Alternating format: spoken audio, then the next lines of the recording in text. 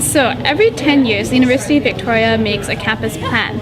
And this plan is the framework for all the decisions around how the campus is going to look for the next 10 years. So that affects stuff like where forests are, where bike lanes are, how often buses run, and where buildings go and things like that. So at the UVic Sustainability Project, we're working on a project called UVision.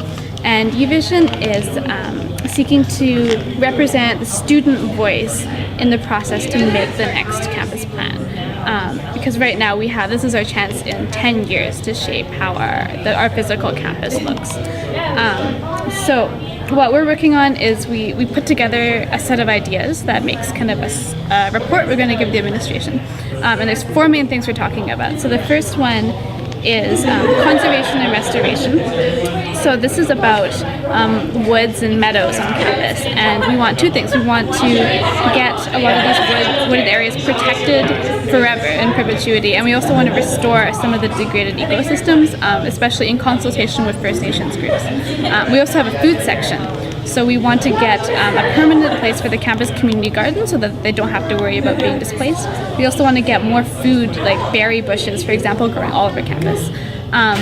We also have a transportation section, and this is talking about stuff like getting better bike paths, getting more buses running, getting better bike infrastructure, like for example covered bike racks, so that we get more people out of cars and out of single occupancy vehicles to lower our effect on climate change as a university. The last one is about social accessibility.